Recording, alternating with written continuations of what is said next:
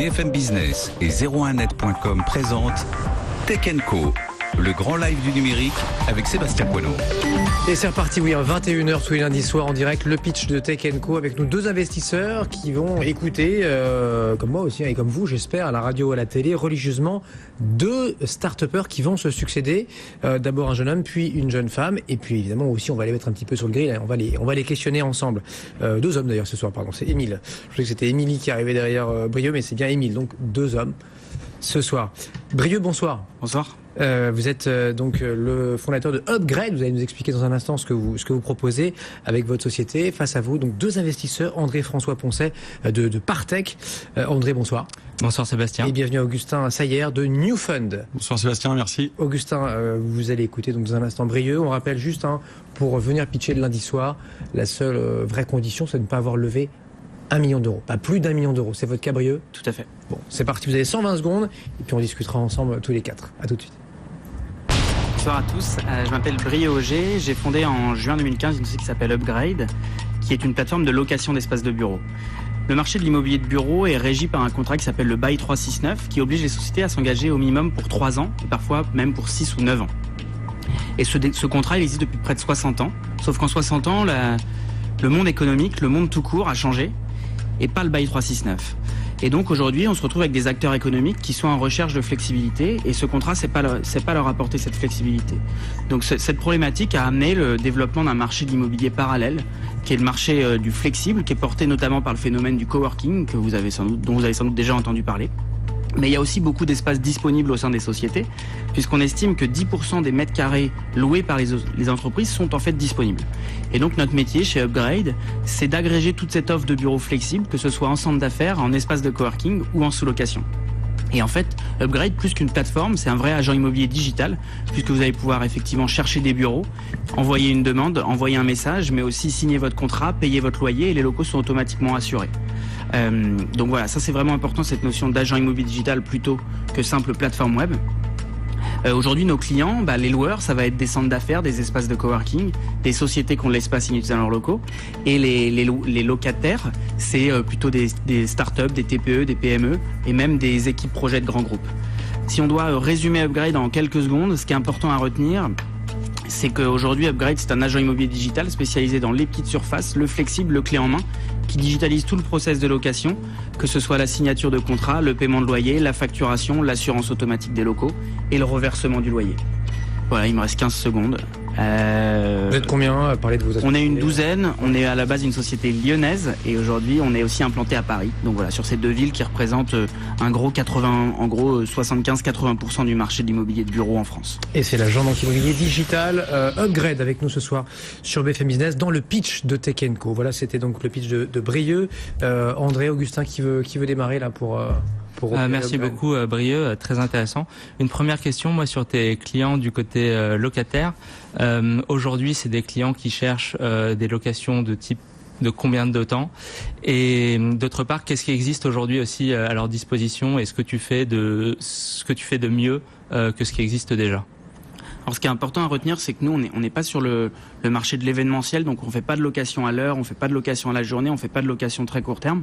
Notre job, c'est vraiment d'aider les entreprises à trouver les bureaux flexibles qui correspondent le mieux à leurs besoins et leur permettre de sortir du Bail 369. Aujourd'hui, une société comme la mienne, qui a moins de 3 ans, pour prendre des locaux en Bail 369 à Lyon, donc long terme, des beaux commerciaux, ils vont avoir besoin de sortir 1 an de loyer, donc un an de trésorerie, quoi.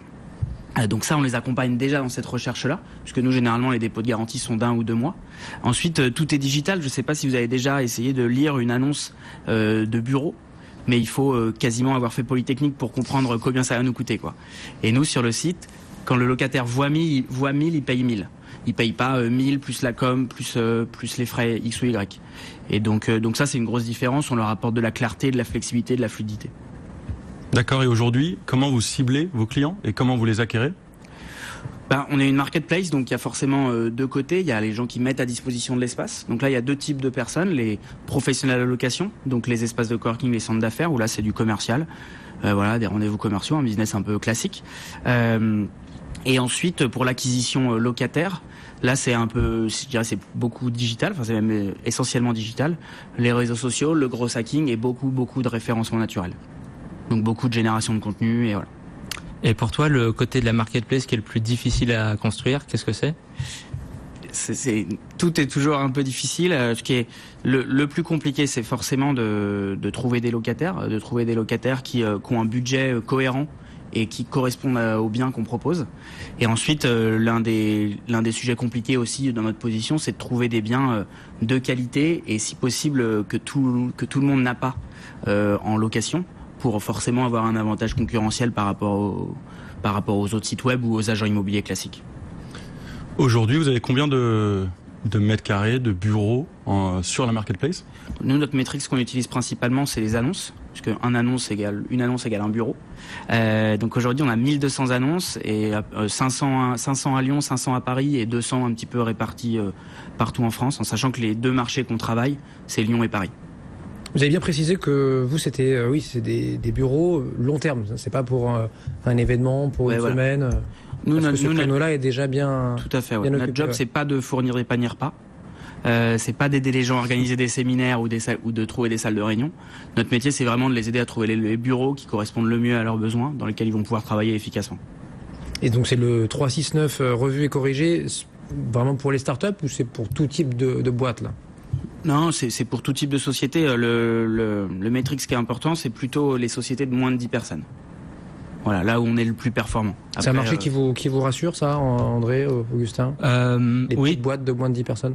Alors, l'acquisition est le plus difficile, comme l'a mentionné Brieux, et ça m'étonne pas totalement que ce côté acquisition digitale sur des boîtes, sur des petites boîtes, soit complexe. Néanmoins, c'est quelque chose qui se développe. Il y a une tendance sous-jacente de fond à la flexibilité, notamment dans ces marchés. Donc, je pense que c'est une vraie valeur qui est apportée, tout à fait. Et par ailleurs, la sous-utilisation des espaces immobiliers. Il y a clairement beaucoup de valeur à apporter en optimisant tout ça. Donc oui, c'est quelque chose auquel je crois pas mal. Sachant qu'Augustin, tout le monde peut pas aller demain en l'espace de coworking, quoi. C'est la grosse mode, mais en fait, ça correspond pas à tous les types de boîtes, à tous les types de secteurs. Non, c'est surtout, on a l'impression que c'est surtout start-up et que des clients des boîtes comme WeWork ont encore du mal peut-être à capter ce genre de clients. Alors, en fait, si on se dit que dans le phénomène du coworking, il y a deux sujets. Il y a un sujet nouveau mode de travail, collaboratif et communauté, et un sujet flexibilité. Nous, on s'est surtout concentré sur la flexibilité. Et donc, on essaye d'apporter ça. Et donc, des fois, ça peut dire envoyer des clients chez WeWork. On a placé une très grande banque française pour 20 postes chez WeWork il y a quelques semaines. On vient de placer une deuxième banque. On va peut-être se spécialiser pour 40 postes qui commencent demain. C'est des gens qui vont rester combien de temps chez WeWork? C'est des gens qui vont rester mondial du 6-9 mois. D'accord. Mais en fait, WeWork, même si c'est un très gros acteur, a quand même besoin de commercialiser. Et donc, vu que le marché du coworking est en explosion, il commence à y avoir de la concurrence, ce qui n'était pas le cas il y a 2 ans quand on a commencé. Et donc, en fait, aujourd'hui, plus il y a de la concurrence, plus les acteurs du coworking vont avoir besoin d'intermédiaires comme nous, qui savent trouver les clients qui correspondent à leurs besoins. D'accord. Justin, pour aller plus loin, peut-être? Non, j'allais dire aujourd'hui Paris-Lyon, demain. Demain... Oui, Marseille. Non, peut-être plutôt Londres, Barcelone, Bruxelles, Berlin. Je pense que ce serait...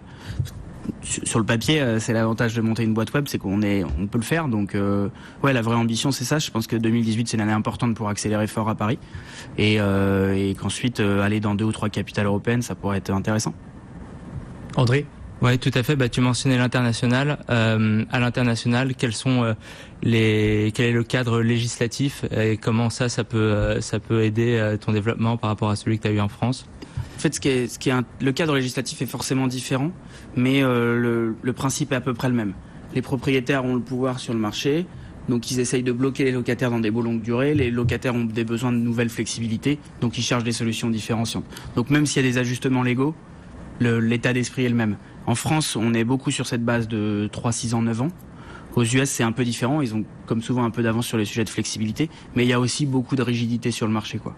Donc, la problématique légale, c'est pas forcément, je pense, le sujet le plus compliqué. Le sujet le plus compliqué, c'est que l'immobilier, par définition, c'est un marché local.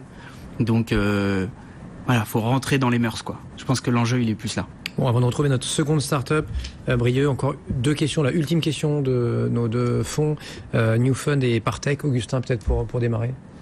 Dernière question, moi, ça serait question pricing et comprendre un peu le pricing de Upgrade. Alors nous, on est un intermédiaire, donc on n'est pas vraiment maître du pricing. On essaye d'accompagner nos loueurs dans la définition du pricing, notamment quand c'est pas des pros de la location.